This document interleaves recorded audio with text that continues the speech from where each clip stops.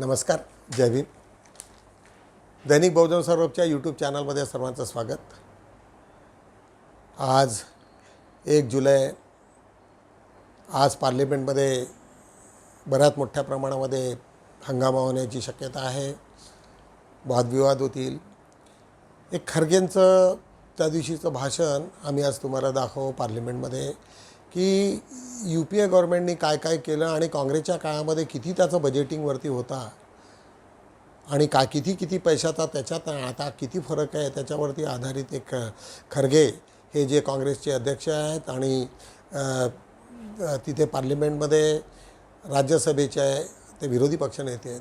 एकदम त्यांनी स्पष्ट पद्धतीने लिहिले की ह्या सरकारची जी धोरण आहे ते अत्यंत गरिबांच्या विरोधात, बेरोजगारांच्या विरोधात, अनेक ठिकाणी जे काँग्रेसच्या याच्यात कुठेतरी किती मजबूत होतं ते सर्वच्या सर्व ढासून गेलेलं आहे. हा सुंदरसा एक व्हिडिओ तुम्हाला प्रेझेंट करतो आहे, बघूया. मैं क्यों आपको बता रहा हूं कि ये चीजें हुई हैं लेकिन हमको प्रचार नहीं मिला. इसके अच्छा काम करने के बावजूद भी जो आश्वासन दिए, जो आगे का कहे, तो उनके लिए कोई कहा कि गुजरात जाके देखो मैडम गुजरात में उनके पास ही और आपके पास UNDP का भी रिपोर्ट होगा और मैं टाइम्स ऑफ इंडिया और दूसरे पेपर्स जो हिंदुस्तान टाइम्स जितने भी पेपर्स आते हैं उसमें देखा कि हेल्थ के बारे में क्या आप नंबर 1 है, क्या लिटरेसी में आप नंबर 1 है, क्या आप इवन पर कैपिटा इनकम में आप क्या नंबर 1 है, कौन से चीज में आप नंबर 1, इन्वेस्टमेंट में भी महाराष्ट्र नंबर 1 है, आप नहीं है. आप कौन से भी चीज में ले या हेल्थ ले, एजुकेशन ले और किसी भी चीज को अगर आप लिए, लेकिन मुझे मानना पड़ता है आप बातों में एक्सपर्ट है, प्रचार में एक्सपर्ट है, इसीलिए आपको ये मार्क्स मिला है. इसीलिए आप बोलने मत जाइए. और हेल्थ के बारे में मैं बताऊंगा 7,248 करोड़ खर्च किए थे, लेकिन इस 10 साल में 36,322 करोड़ रुपए UPA गवर्नमेंट ने की है. यानी 7 टाइम्स आपके पास गए, आपके स्टेट को गए, आपके हर जिले को गए, आपके जिला पंचायत को गए, आपको पंचायत को गए. Don't pay. और माइनॉरिटीज की बात, सबको लेके चलने का हमने वायदा किया है और उसके लिए हम पूरी कोशिश करेंगे. पासवान साहब ने आश्वासन दिया और प्रेसिडेंट स्पीच में भी इसके लिए हमने कहा है, उसको देखिए उन्होंने कहा. तो मैं एक आपके सामने आंकड़े रखना चाहता हूं कि माइनॉरिटीज वेलफेयर के लिए पहले एंड ऑफ NDA पीरियड तक 4,000 करोड़ और कांग्रेस UPA सरकार में 66,500 करोड़ और वुमेन एम्पावरमेंट, हेल्थ के लिए और खासकर सेल्फ हेल्प ग्रुप के लिए और 9,71,182 करोड़. तो इस वक्त 41,16,000 करोड़ ये सेल्फ हेल्प ग्रुप के बेनिफिशरीज हैं. और ये हम जनता के सामने रखा और आपके सामने भी मैं रख रहा हूं, इसलिए कि ये ना हो कि क्योंकि रूडी साहब ने जो बताया इलेक्शन स्पीच में अपने यहां पर, उसी लिए मुझे बताना पड़ रहा है, नहीं तो नहीं बताता था, मैं दूसरी चीजों पे जाने वाला था. लेकिन हमने क्या किया ये मैं आपको बता रहा हूं. और दूसरे बिजनेसमैन को क्रेडिट फैसिलिटीज के लिए उस वक्त 80,000 करोड़ दिए थे, तो हमारे जमाने में 5,27,000 करोड़ रुपए छोटे और मोटे बिजनेस के लिए. और एजुकेशन में आपने सिर्फ 10,000 करोड़ रुपए खर्च किए थे। इस 10 साल में 79,450 करोड़, यानी 8 पट, 8 टाइम्स इसका एक्सपेंडिचर किया।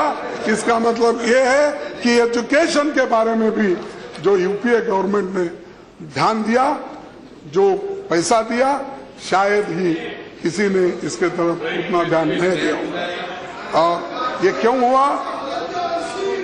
तो ये सारी चीजें, चाहे वो फूड सिक्योरिटी एक्ट हो, चाहे राइट टू एजुकेशन हो, राइट टू इंफॉर्मेशन हो, और दूसरी लैंड एक्विजिशन एक्ट हो, ये सारी चीजें, लोकपाल बिल हो, ये हम लाए हैं। लेकिन उसका जिक्र लोकपाल बिल के बारे में सिर्फ उतना ही कहा, लेकिन आगे क्या करने वाले हैं और दूसरे कौन से ऐसे कानून हैं जो इस करप्शन को रोकने के लिए आपने स्टेप लिया है या लेने वाले हैं, इसके बारे में उसमें तो बताया नहीं।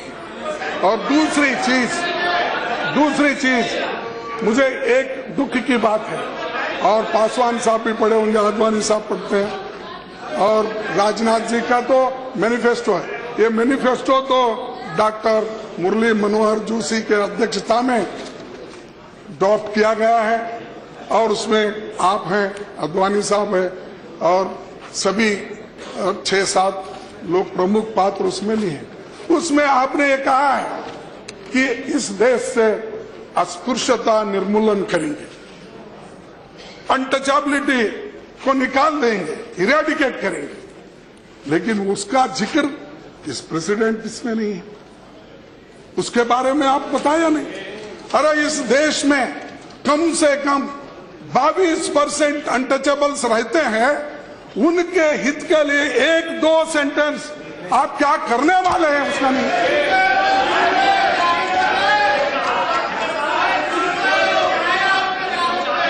और अरे जो आपके मैनिफेस्टो में है वो बता रहा हूं, आप क्यों इतना ये कर रहे हैं, नाराज क्यों हो रहे भाई?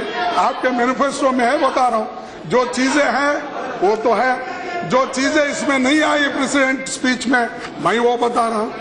वो डिसेबल्ड पर्सन्स के लिए हमने तो एक एक्ट बनाया था, वो इंट्रोड्यूस भी किया था पार्लियामेंट में, और इंट्रोड्यूस करने के बाद मैं सभी फ्लोर लीडर से मिला, जेटली साहब से मिला, और श्रीमती सुषमा स्वराज से मिला, और दूसरे हमारे मुलायम सिंह जी से मिला, वहां पर के जो कम्युनिस्ट नेता थे थोड़ा अपोज कर रहे थे उनसे मिला। इसके बावजूद भी वो डिसेबल्ड पर्सन्स के रिहेबिलिटेशन एक्ट वो जो है वो वही पड़ा रहा, उसको इंट्रोड्यूस भी होने नहीं दिए। आप उसकी बात करें, ठीक है, लेकिन जो चीज हमने लाई थी, जो चीज हमने बताई थी, वो सारे लोगों के हित में था, लेकिन उसको किसी वजह से पॉलिटिकलाइज बनाकर उसको रोक दिया गया। आज आपण बुद्धा या सिरियलमधनं एक छोटीशी क्लिप घेऊया। सारीपुत्त आणि मोगलायांचे जे गुरु असतात संजय, तुम्हा सर्व लोकांना मागच्या एपिसोडमध्ये दाखवले की तिथे सारीपुत्त आणि मोगलायन आपल्या संघासोबत बुद्धाच्या शरण येतात, बुद्धाला शरण पावतात आणि तिथे ते भिक्षू होतात। ही बातमी ज्यावेळेस संजयला कळते त्यावेळेस संजय ते त्यांना पाहायला येतात, ते म्हणतात की बाबा तुमच्यात असं काय आहे की जेणेकरून हे सर्व काही झालं आहे। आणि त्या दोघांमधला संजय आणि बुद्धाच्या याच्यातला जो वार्तालाप असतो हा अत्यंत मार्मिक आहे। मला असं वाटते की तुम्ही हा जो वार्तालाप आहे रोज एकदा जरी तुम्ही ऐकला तर तुमच्या याच्यामध्ये खूप मोठा सुधार होऊ शकेल, तुमच्यात बदल होऊ शकेल, आणि निश्चितच तुमची विचार करण्याची क्षमता बदलेल। आम्ही किती फालतू गोष्टीमध्ये किती वेळ आपला बर्बाद करतो आणि त्याच्यापासून आपल्याला काही साध्य होत नाही। मला असं वाटते की आमचे हे व्हिडिओ रेग्युलर जे व्हिडिओ आहेत ते जर तुम्ही ऐकलात आणि त्याच्या क्लिप जर तुम्ही ऐकल्या तर निश्चितच तुम्हाला त्याच्यात फरक पडेल। त्या दोघांमध्ये जो संवाद आहे तो अत्यंत मार्मिक आहे। बघूया आपण, जास्त वेळ न खर्च न करता, मी एक्सप्लेन न करता हा व्हिडिओला आपण बघूया बुद्ध या सिरियलमधनं, प्लीज।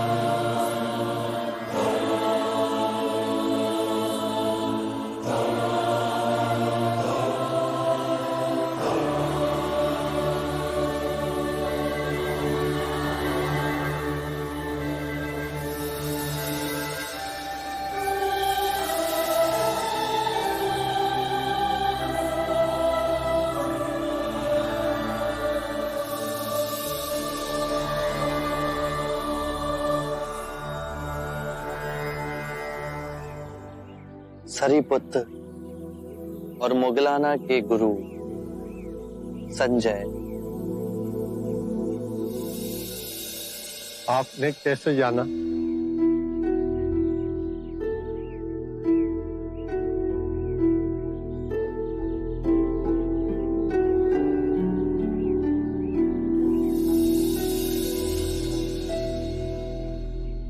जिस दिन से मेरे शिष्य आपके भिक्षु बने, उसी दिन से मेरे मन में जिज्ञासा थी कि आपसे मिलूं।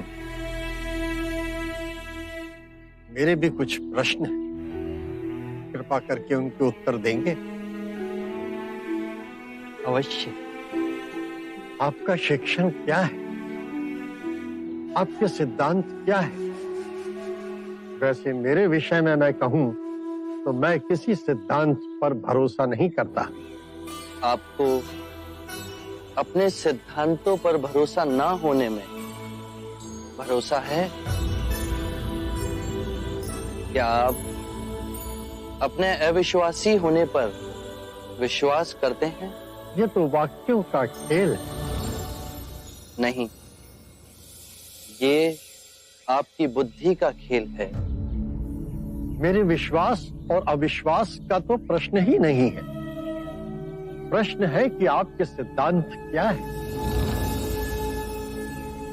यदि कोई भी व्यक्ति एक बार किसी भी सिद्धांत को पकड़ लेता है तो सर्वप्रथम वो अपनी स्वतंत्रता खो देता है। वो रूढ़िवादी होता जाता है। उसे लगता है कि जो उसका सिद्धांत है वही सही है। उसका विश्वास ही विश्वास है, बाकी सब असत्य है। और जहां विचारों की स्वतंत्रता की बलि हुई, एक ही विचार घेरा डाल लेता है। मनुष्य और संकीर्ण होता जाता है और यहीं से संघर्ष और द्वंद्व की शुरुआत होती है। किसी भी बात का विश्वास अविश्वास का भी विश्वास मोह में डालता है। विचारों में बहुत शक्ति है। वो अपनी पकड़ जड़ तक बना लेते हैं और उनसे आसक्ति आत्मिक मार्ग की सबसे बड़ी बाधा है। यदि उसमें उलझे तो परम ज्ञान का द्वार कभी नहीं खुलेगा। यदि आपकी शिक्षा का कोई पालन करता है तो क्या वो भी बंधनों में बंध जाता है? मैं अपने अनुभव की बात कहता हूं। मेरा मार्ग ना सिद्धांत है, ना ही दर्शन शास्त्र, केवल शुद्ध अनुभव है, परम सत्य का अनुभव। परंतु बुद्ध, यदि कोई आपके मार्ग को ही अपना सिद्धांत समझ ले तो? मेरा मार्ग अभ्यास का है।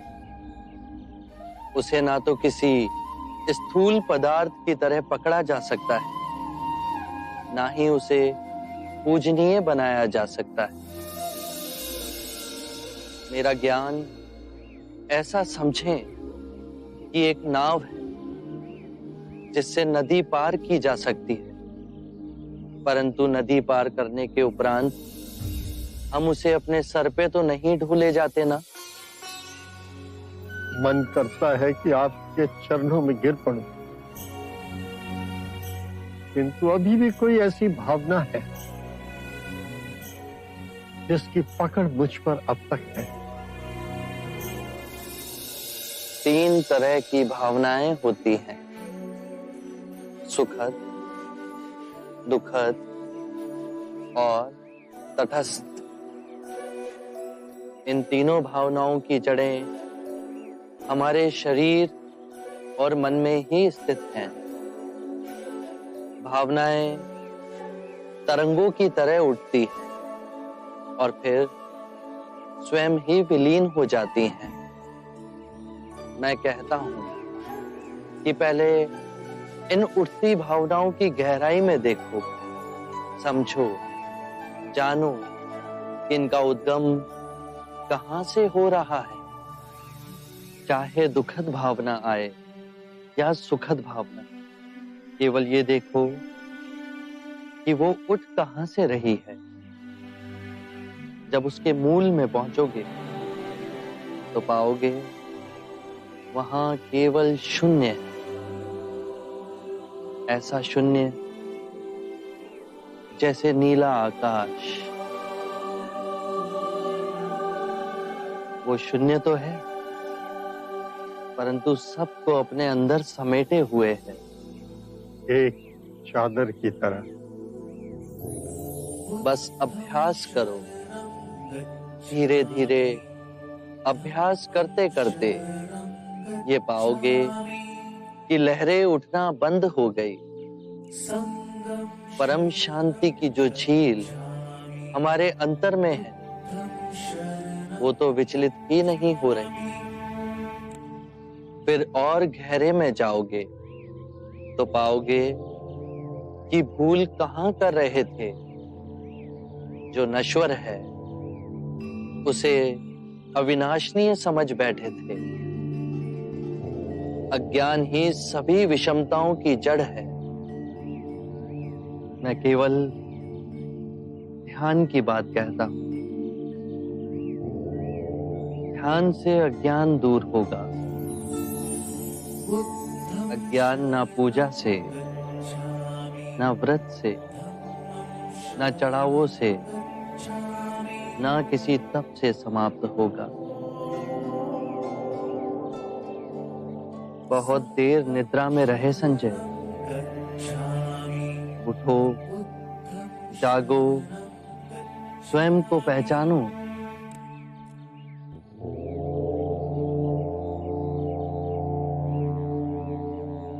आप दर्पण हैं बुद्ध। आप में झांक कर आज प्रथम बार मैंने अपने सत्य को प्रतिबिंबित होते हुए देखा है। अब मैं अंधों का जीवन व्यतीत नहीं करूं। मुझे अपना भिक्षु स्वीकार कीजिए। मैं बुद्ध की शरण में आता हूं। धर्म जो आपका स्वरूप है, मैं उसकी शरण में आता हूं। मैं संघ की शरण में आता हूं। बुद्धं शरणं गच्छामि, धम्मं शरणं गच्छामि, संघं शरणं गच्छामि। नेहमीप्रमाणे बहुजन सौरभचा आजचा 1 जुलैचा आज सोमवार न्यायाधीशांची बदली तुम्हा सर्व लोकांना माहिती आहे की NDA सरकार जे आता सध्या याच्यात आहेत आणि ऐन अशा वेळेस जे महत्त्वाचे मुद्दे जिथे चर्चेला येणार होता, आता फायनल स्टेजला, आता हिअरिंगला मॅटर आलेले होते, अशा वेळेस एका न्यायाधीशाची बदली करण्यात आली। न्यायाधीश राहुल रोकडे यांनी सर्वच्या सर्व पूर्णच्या पूर्ण केस ऐकल्याच्या नंतर कायदा असा आहे की जो जज ज्यांनी पूर्णच्या पूर्ण ऐकलेलं असते त्यांची बदली अशा वेळेस करत नसतात, कारण नवीन जज आला की पुन्हा त्यांना ऐकावं लागते। अशा ठिकाणी ते चुकीचं आहे, ज्याच्यामुळे अनेक जे हाय प्रोफाईल केसेस महाराष्ट्रामध्ये आहेत त्या सर्वच्या सर्व यांना पाणी फिरेल। ही जी खेळी सेंट्रल गव्हर्नमेंटने केलेली आहे त्याच्या बाबतीतली ही बातमी अत्यंत दुःखदायी आहे। आगामी विधानसभा निवडणूक हेच आमचे लक्ष, शरद पवार यांचं बोलणं। लाडकी बहीण योजनेवर हक्कभंग आणणार वडेट्टीवार, त्यांना माहिती आहे वडेट्टीवार विरोधी पक्षनेते आहेत काँग्रेसचे आणि त्यांनी सांगितलं की याच्यावरती हक्कभंग आम्ही आणणार आहोत। आता ऐन इलेक्शनच्या याच्यामध्ये लोकांना काहीतरी गुमराह करण्यासारखं हे अशा वेगवेगळ्या योजनांची ते हे करतायत, खैरात वाटतायत, पण अस्तित्वात मात्र ते बरोबर नसतं।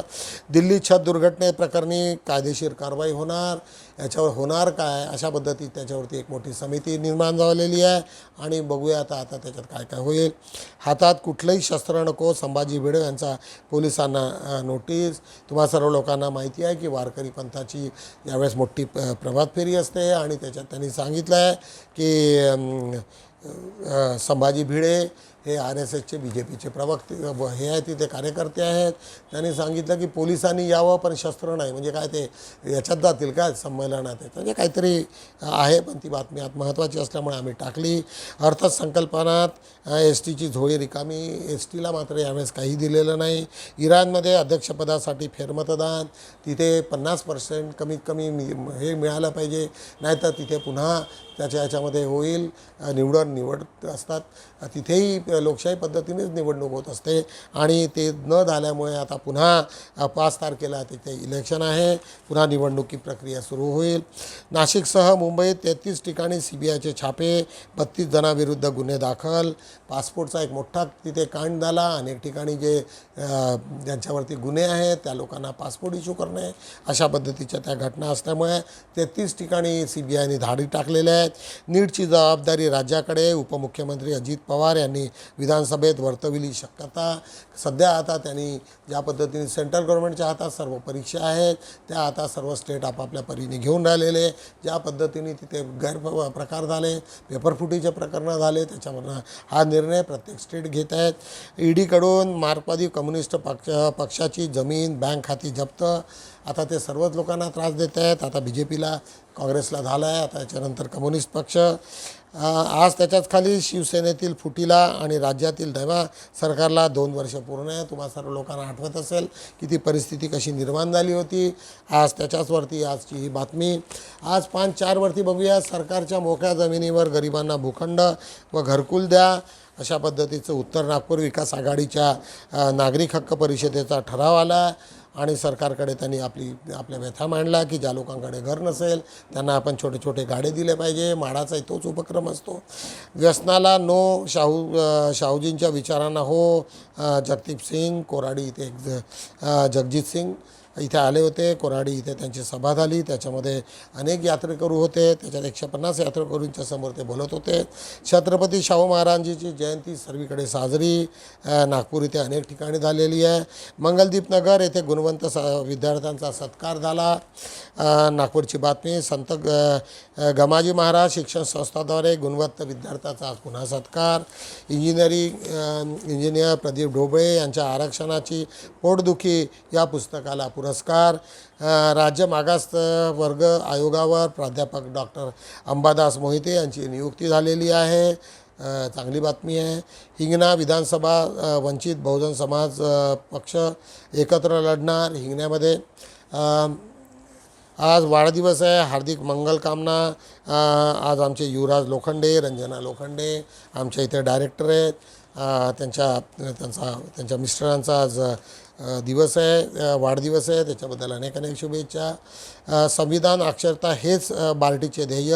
डॉक्टर सत्येंद्रनाथ चव्हाण यांचं म्हणणं आहे. पुणे इथली बार्टी ही जी आहे जी doctor Babasaheb Ambedkar research and डेव्हलपमेंटच्या याच्यातलं असे काम करत असते आणि त्यांचं ध्येय संविधान साक्षरता हे अत्यंत महत्त्वाचं आहे. ही बातमी आज आम्ही घेतलेली आहे.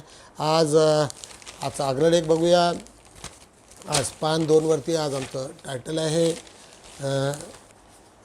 डुबहेतू समस्या या आपल्या चिंतातूर मनानेच निर्माण केलेल्या असतात.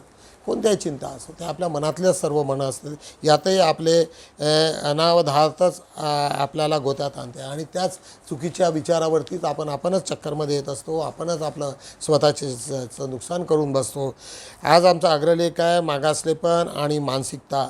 आज ज्या पद्धतीने मागासलेपण आणि मानसिकता जी झालेली आहे शिक्षणाने ती दूर होत नाही आहे आणि लोक अजूनही स्वतःचं आत्मपरीक्षण करत नाही, लोकांना विचार करत नाही किंवा ही बाब बिलकुल डोळे बंद अंधभक्तासारखे स्वीकारतात आणि त्या ह्याच्याने चालतात आणि शेवटी आपलं नुकसान करून बसतात. आज आमचा एक छोटासा लेख आहे विनायकराव जामगडे यांचा. आंबेडकरनिष्ठ संघर्षशील नेतृत्व कर्मवीर धम्मरक्षक ॲडव्होकेट हरिदास आवळेबाबू. अत्यंत प्रखर नेतृत्व होतं नागपुरातलं आणि त्यांच्यामुळेच आज दीक्षाभूमीचं जे मैदान आहे त्यांच्याचमुळे मिळालेलं आहे. रातोरात त्यांनी बुद्धाची मूर्ती तिथे घेऊन गेलेत आणि अनेक बाया आणि पुरुष तिथे जाऊन त्याच्यानंतर त्यांनी तिथे कब्जा मिळवलेला आहे. त्याच्यामुळे आज त्यांची आठवण आज निश्चितच होतील. अत्यंत प्रभावी नेतृत्व. जातीय ध्रुवीकरणातून दहशता फडणवीसांचे मणिपुरी षडयंत्र एक प्राध्यापक श्रावण देवरे यांचा हा लेख की ज्या अर्थानं मणिपूरमध्ये ज्या पद्धतीने दहशतवाद निर्माण करण्यात आलेले आहे त्याच धर्तीने इथे महाराष्ट्रातसुद्धा सुरू आहे. ओबीसी मराठा संघर्षाचे तिसरे पर्व भाग 2 मध्ये ते बोलत होते. विरोध मोदीच्या संघाला की संघाचा मोदीला. आमचे मित्र नागेश चौधरी यांचा प्रश्न आहे. मध्ये खूप साऱ्या बातम्या आल्या होत्या की संघ आणि ते दोघेही एका दुसऱ्याचे हितचंदक आहेत. त्यांनी फक्त लोकांना सांगण्यासारखंच आहे, परंतु त्या दोघांनी बेनिफिशरी सर्व संघाचे लोक आहेत. राज्य जरी त्यांच्या हातात असलं मोदीच्या, जरी त्यांचं पटत नसलं तरी बेनिफिशरीज मात्र ते आहेत. राष्ट्रपाल सावंत गुरुजीचे अभिनंदन. मंगेश जाधव यांचं चिपळूणचे आहेत. आज पान 3 वरती बघूया. कृषी दिन शेतकऱ्याप्रती कृतज्ञता.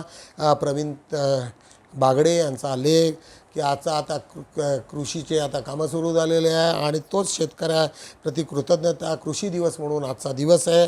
निश्चितच सर्व लोकांनी त्यांना शुभेच्छा दिल्या पाहिजे. चळवळीतील अर्ध्यायू प्राध्यापक doctor Nareshchandra Kathole mission IAS.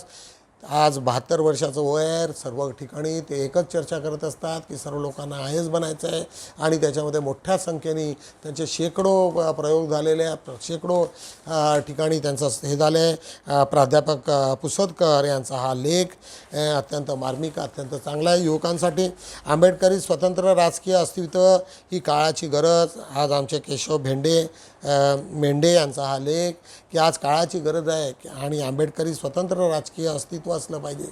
परंतु आज आमचं जे काही आमचे लीडर झाले ज्यांच्यावरती आज आम्ही हे सर्व सोपवलं, ती मायावती असो, प्रकाश आंबेडकर असो, त्यांनी जी दशा केलेली आहे ते निश्चितच आता असं वाटते की जो कोणी त्या असेल तर त्या प्रवाहात न जाता, इमोशनली न होता, जे लोक बाबासाहेब आणि डॉक्टर आंबेडकर ज्यांच्या संविधानाचं रक्षण करणारे असतील त्यांच्या पाठीशी आम्ही सर्व लोकांनी राहिलं पाहिजे. आज लेख वाचनीय आहे. अशा रीतीने दैनिक बहुजन सौरभ यूट्यूब चॅनलचा आज आम्ही आढावा घेतलेला आहे. निश्चितच तुम्हाला मी रिक्वेस्ट करेल की याला जास्तीत जास्त लाईक करा, सबस्क्राईब करा, छोट्या मोठ्या जाहिराती द्या. एवढं बोलतो आणि थांबतो. भेटूया आपण उद्या. जय भीम.